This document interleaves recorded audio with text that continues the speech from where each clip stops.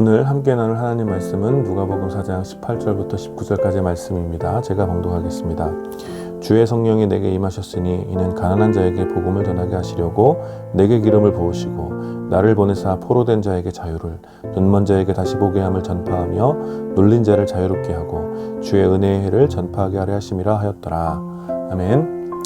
오늘 이 본문을 중심으로 성탄절 말씀 나눔 그리스도가 오셨습니다 라는 제목으로 여러분들과 함께 은혜를 나누기 원합니다. 여러분 아시다시피 성탄절은 교회의 매우 큰 기쁨의 절기입니다. 예수님의 탄생과 또 성탄절의 기원에 관한 다양한 견해가 있지만 그럼에도 불구하고 예수님의 탄생을 기념하며 또 구원의 기쁨을 나누는 것은 신자들에게 매우 유익한 일이라고 할 수 있습니다.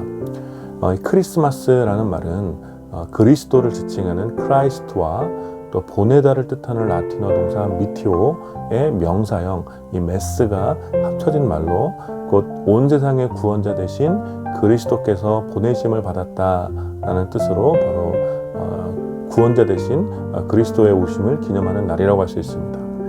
즉 이 크리스마스는 단지 어떤 위대한 인물의 탄생을 기념하면서 사랑을 나누는 날 정도가 아니라 온 세상에 구원자가 오셨음을 기뻐하며 아무런 소망이 없던 우리에게 구원이 임했음을 서로 나누며 감사하는 날이라고 할 수 있습니다.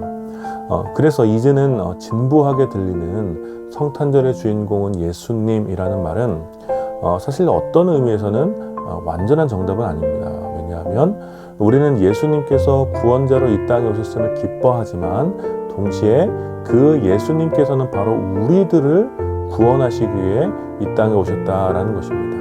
따라서 이 날은 주의 탄생을 기념하면서 또 구원을 누리고 있는 우리의 모습에 감사하고 또 주님의 탄생이 누구를 위해서였는지를 함께 생각하는 그런 날이라고 할 수 있습니다. 우리가 예수님의 탄생을 기념하는 방식은 누군가의 생일을 축하하는 것과는 분명 달라야 한다는 것이죠. 우리가 아는 누군가의 생일은 그것이 특별한 생일이라고 하더라도 환갑이나 칠순이나 혹은 첫 돌이 되었든 이런 특별한 생일이라고 하더라도 사실 온전히 그 사람의 탄생을 축하하고 건강하게 오래오래 살기를 바라는 이런 축하이지만 사실 예수님의 탄생을 축하하는 것은 주님께서 오신 목적 또 주님의 오심으로 인해서 우리가 받은 은혜 그리고 주의 탄생을 기념하는 자들에게 주어진 사명을 함께 축하하는 날이라고 또 함께 기뻐하는 날이라고 할 수 있습니다. 그런 의미에서 오늘 우리가 함께 읽은 이 유명한 본문은 성탄절에 우리가 묵상할 수 있는 좋은 지침이 되는 말씀이라고 생각됩니다. 오늘 본문은 예수님께서 공생애를 시작하신 후에 고향인 나사렛의 한 회당에서 있었던 이야기입니다. 광야에서의 시험을 받으시고 이제 갈릴리에서 사역을 시작하시니까 많은 사람들이 예수님께 찬사를 보내며 예수님을 따랐습니다. 그리고 고향인 나사렛으로 가서 회당에 이르러 안식일의 성경 한 구절을 읽었습니다. 예수님께서 찾아 읽으신 말씀은 이사야 61장에 기록된 메시아에 대한 예언의 말씀이었습니다. 이사야 61장은 장차 오실 메시아에 대한 비전을 가장 분명하게 보여주는 말씀이라고 할 수 있습니다. 오늘 함께 읽은 말씀과 같이 주의 성령이 내게 임하셨으니 이는 가난한 자에게 복음을 전하게 하려 하시려고 내게 기름을 부으시고 나를 보내사 포로된 자에게 자유를, 눈먼 자에게 다시 보게 함을 전파하며 눌린 자를 자유롭게 하고 주의 은혜의 해를 전파하게 하려 하심이라.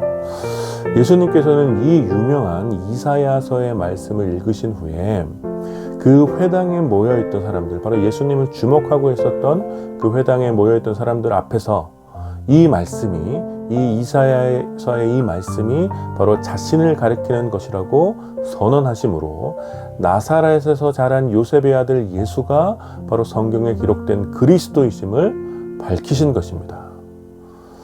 바로 이것이 예수님께서 배척받으신 가장 중요한 이유였습니다.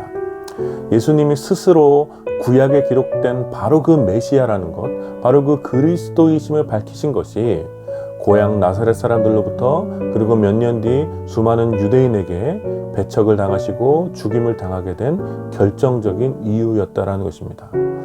그것은 그들이 기다렸던 그리스도, 바로 그들이 기다렸던 그리스도와 예수님의 모습이 너무 달랐기 때문에, 그들이 원했던 메시아와 예수님의 모습이 너무 달랐기 때문에 이 갭 차이에서 오는 충격이 어떤 예수님에 대한 거절과 거부, 또 그리고 배척과 핍박을 가져오게 했다라는 것이죠.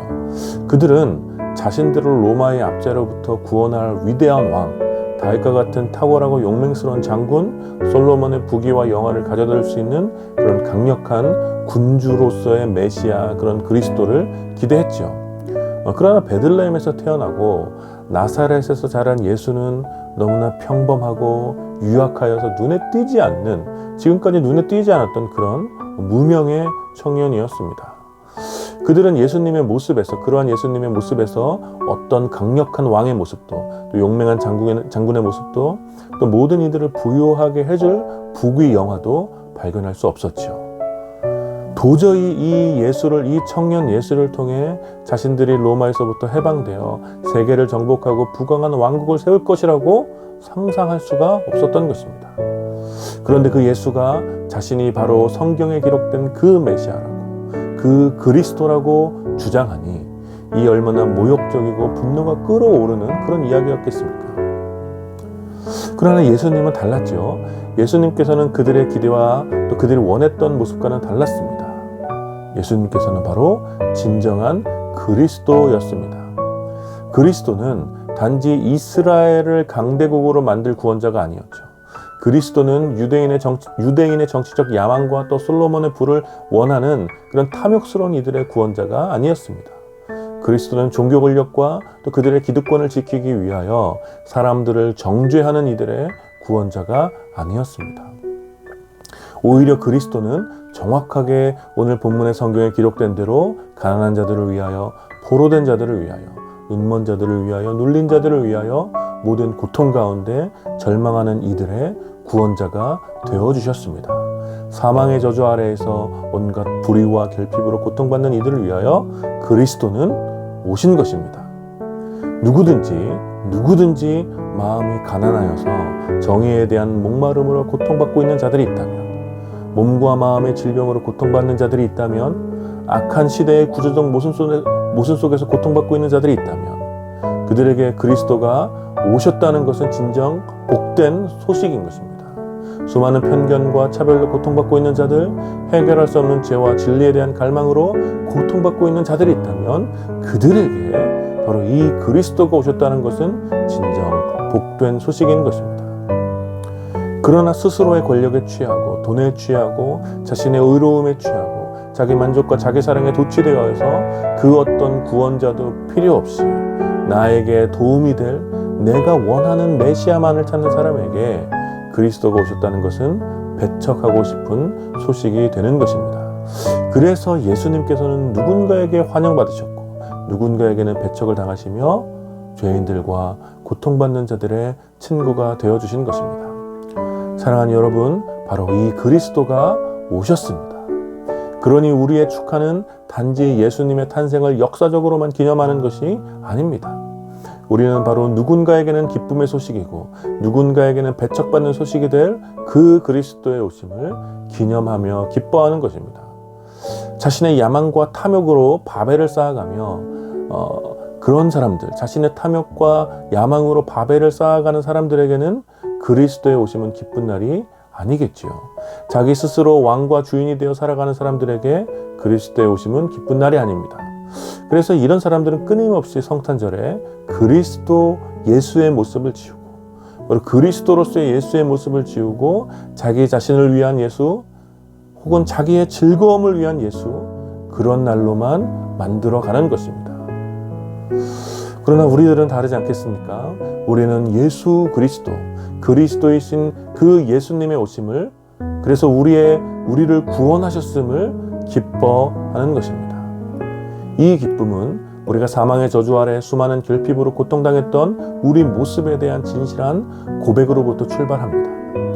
우리 삶과 우리 마음은 가난했고 수많은 권세의 포로처럼 살았으며 빛과 진리를 보지 못했고 감당할 수 없는 거대한 인생의 짐에 눌려 자유가 없었습니다.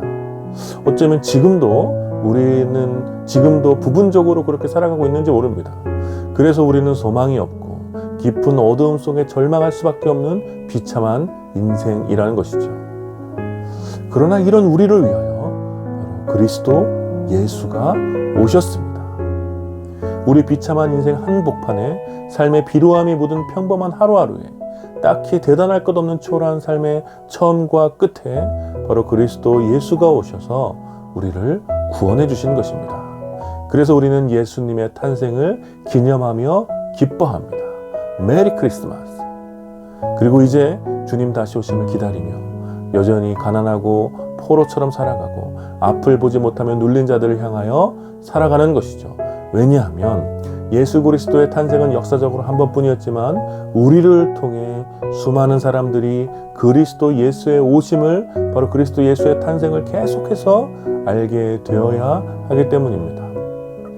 2000년 전 탄생하신 예수 그리스도께서는 자신을 배척하고 핍박하던 세상 권력 권세자들을 뒤로하고 소외당하고 고통당하는 이들에게 찾아가 그들에게 친구가 되어주셨던 것처럼 이제 우리를 통해 예수님께서는 우리 시대에 고통당하는 이들에게 찾아가시는 것입니다.